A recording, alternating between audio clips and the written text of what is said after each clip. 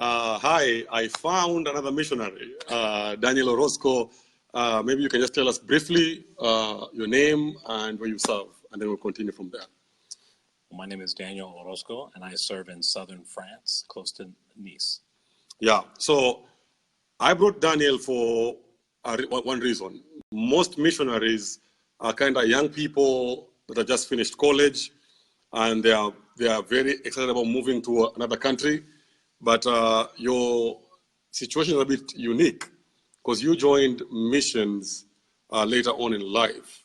And so can you please just briefly talk to us about that? Because you had a job, you had a family, your life was a bit stable here. Not a bit, it was very stable. And then you had to uproot that and take it to some other place, almost start over again. So talk to us about that journey a little bit.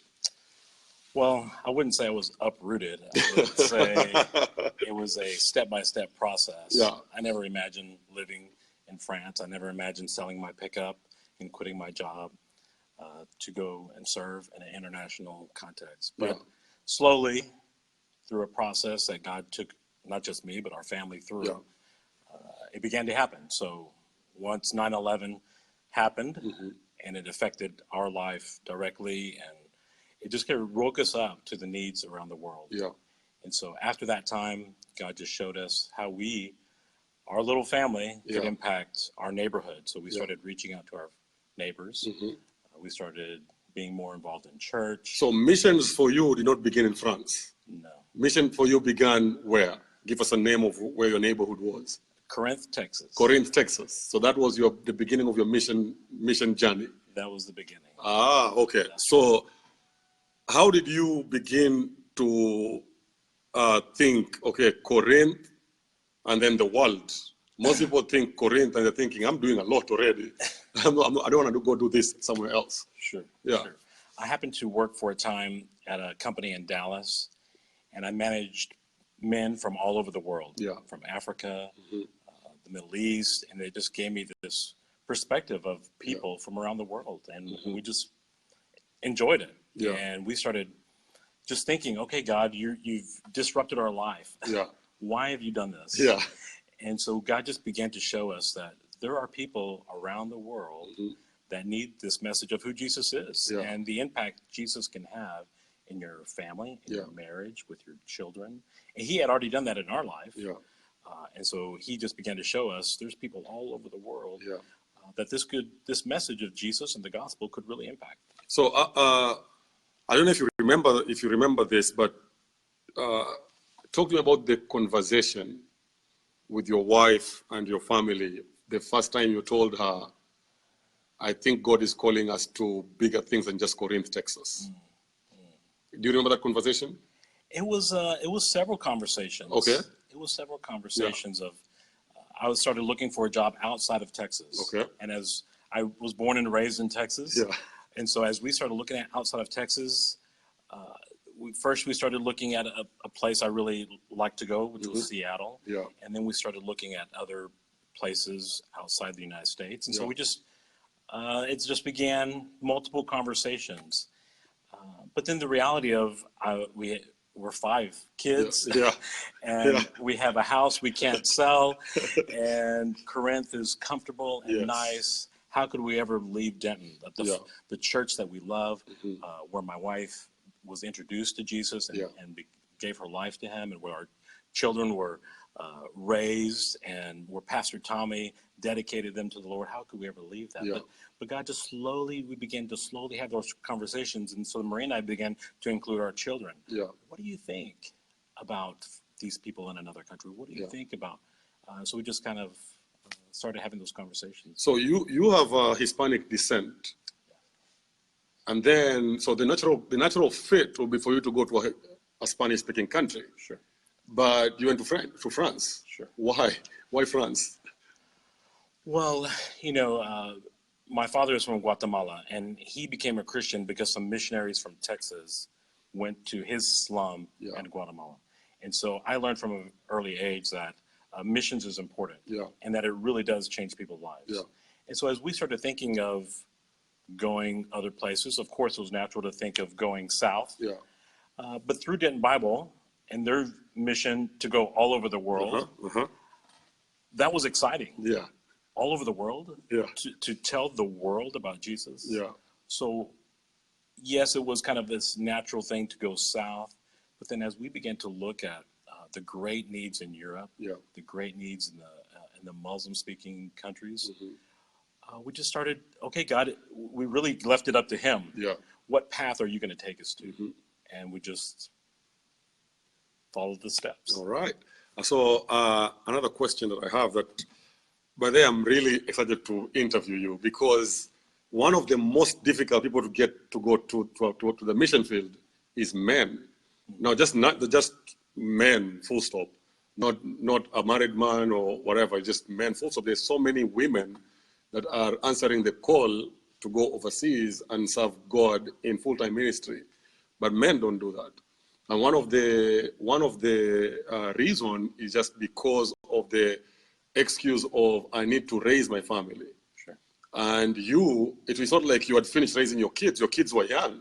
You know, I interviewed Mario the other day, and Mario was 11 when you guys started talking about it, and 14 when you guys left to go to France. You know, what do you tell people who are there and they're feeling like I can't serve God overseas or full time because I have a responsibility to raise my family right now? Sure. Yeah. Sure. Well, that was definitely a challenge for me as we began thinking about leaving Texas and leaving a good job, a stable job. Finances, bread on the table became an issue. And I would say the American dream is a great dream. It's the dream my family had, my father, my family. But it also it can deceive you in thinking that it's all on you to make the dream happen. Yeah. And the reality is the scriptures tell us it's God that provides for us. Yeah. And so as God showed that to Marie and I, that all that we had, and we had a lot, we have a lot. A big house in Corinth, Texas, cars and stuff, and a big 2-story house, that all that was God's blessing. Yeah. And I remember the day I quit my job at Peterbilt, and my office was on one side of the factory, the HR office was on the other side. Yeah. And I told God as I walked with my letter of resignation, this is crazy. I can't even begin to imagine that. At the time, I was a quality engineer for the Peterbilt factory here in Denton. Yeah. And there was 100 guys waiting to take the job. Because that's what it would take, someone to quit or die to take one of these jobs. And I said, God, this is crazy. If I quit today, they won't let me back tomorrow. Yeah. It's not going to happen. Yeah. And God said, Peterbilt's not taking care of you. Before Peterbilt, I worked for Boeing, and God said, Boeing never took care of you. Yeah. I have been taking care of you. Yeah. I've been taking care of your wife, of your kids. All that you have has come from me. Yeah. So don't think that I'm going to stop taking care of you because you go overseas. Yeah. I'm going to still take care of you. Yep. And so it sounds so simple, but it was still a difficulty. Yeah, I can imagine, because right now we can look back and see God's faithfulness. Exactly. But when it was happening, I'm sure it was a very anxious moment, a very scary thing. Very scary. Yeah. Very scary. And so how do you transition from having a paycheck every month to now meeting with people and trying to raise support and say, God has called me to France and I need you to support us to go there. 5 children, a wife, and a different country, and life is not cheap in France. Sure. Yeah. Sure. Well, as we started that process, it was a vision that God showed us. You can take what you're doing with your family, serving in your local church, counseling your friends and family. You can do that in another context. Yeah. But the finances still needed to come. Yeah. And so we just began to share with friends and family Yeah. the potential. It may never happen. Yeah. While it was occurring, I continued working for Peterbilt at a certain point, and we just said it could happen. There's people on the other side of the world that need this information. Yeah. That less than 1% of France knows Jesus. Yeah. There's churches on every corner. There are definitely celebrations, but to know Jesus in a personal way that really impacts their life, Very few. Yeah. You can talk to 1,000 people and they wouldn't know what Jesus Yeah. has done. Yeah.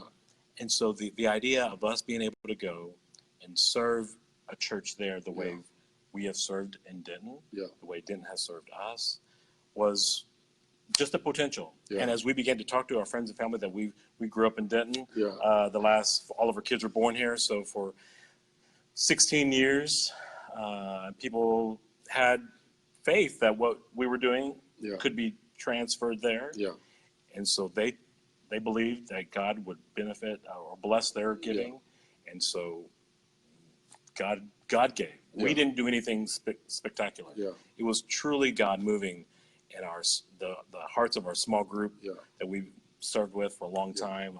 People that we worked in the nursery together, Awana, just friends and family said, yes, you're going to go. I like what you said. It's you took what you're doing here and just transferred it somewhere else. That's right. So it wasn't like I wasn't doing anything here, and so I'm going to go start doing what I wasn't doing here there. Right. I like that because that's what missions is. Missions is not something that I'm not doing anything here, but I'm going to go across the sea and do what I'm not doing across the street, and I like that a lot. So Daniel, thank you so much. That's all the time we have for today, but I'm sure you can say a lot more. Well, you get that, and this is a man who took his family, his children, and went to France to serve the Lord there, and is still faithfully serving there. 3 of the kids are in America, and 2 are still with him in France. So thank you so much for your service, and God bless you. So thank you. We are done.